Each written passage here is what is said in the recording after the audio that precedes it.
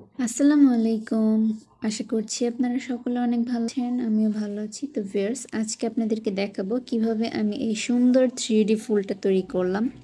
তো এর জন্য আমি প্রথমে লাচ্ছি সুতা নিয়েছি এবং এটাকে 2 তার করে নিয়েছি। এখন দেখুন আমি একটা গোল এঁকে নিয়েছি এবং সেই গোলের মাঝখান থেকে একটু উপর দিকে আমি ফোরটা উঠালাম। এখন উপর থেকে নিচের দিক থেকে এনে আমি ফোরটা তুলছি। আর এটা কিন্তু আমি পুরোটা এখনই তুলব না। এখানে আমি একটা পাইপ নিয়ে নিলাম। এই পাইপটা আনার জন্য কিন্তু আমাকে একটা জুস কিনে খেতে হয়েছে, কারণ আমার হাতের কাছে কোনো পাইপ ছিল না। তো যাই হোক, তো এখন হচ্ছে দেখুন আমি কিভাবে পেঁচটা দিচ্ছি। হাতের মধ্যে আঙ্গুল দিয়ে ঘুরিয়ে ঘুরিয়ে এই সুতাটাকে পেঁচিয়ে এইভাবে পাইপের মধ্য দিয়ে ঢুকিয়ে দিতে হবে।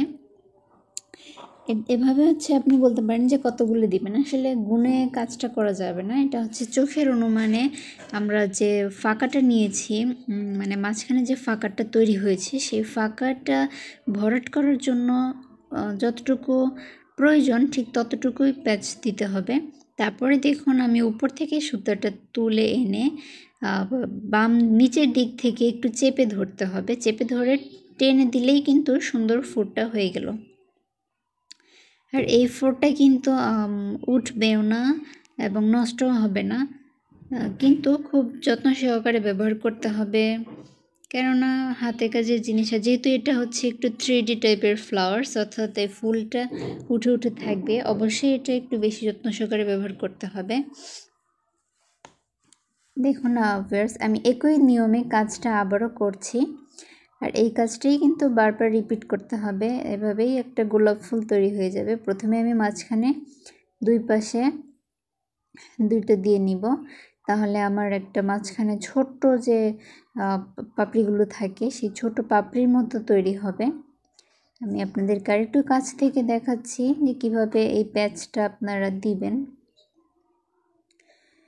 তো ভিউয়ার্স, আমার কাছে এই ড্রেসটা করার সময় এত বেশি ভালো লেগেছে, কেননা এটার মানে ড্রেসটার কালার ছিল আকাশি কালারের মধ্যে একদম জিরো আকাশি, তার উপর আমি এই মিষ্টি কালার সুতাটা দিয়ে কাজটা যখন করেছি অনেক বেশি সুন্দর হয়ে ফুটে উঠেছে। মানে এটা আমার কাছে অনেক বেশি ভালো লেগেছে, আশা করি আপনাদের কাছেও অনেকটা বেশি ভালো লাগবে। তো ভিউয়ার্স, এখন দেখুন আমি হচ্ছে যেহেতু দুই পাশে দিয়ে নিয়েছি, এখন আমি নিচের দিকে থেকে একটা ফোর উঠাবো, তারপর হচ্ছে উপরের দিকে দিব। এরপর আমার যেখানে খালি মনে হবে, যেখানে দিলে আমার মনে হবে যে পাপড়িটা দেখতে সুন্দর লাগবে বা একটা ফুলের শেপ চলে আসবে, আমি সেভাবেই ঘুরিয়ে দিব। আপনারাও আমার মতো সেম কাজটি করবেন। তো আশা করছি আপনারা চেষ্টা করতে করতে আমার চেয়েও ভালো হবে অনেকেরই। আমিও কিন্তু এই কাজটা প্রথমবার করছি। এর আগে আমি করেছিলাম, মানে চেষ্টা করেছিলাম যখন আমি আরও ছোট ছিলাম, 6-7 বছর আগে, তখন একবার চেষ্টা করেছিলাম কিন্তু হয়নি বা পারিনি তখন।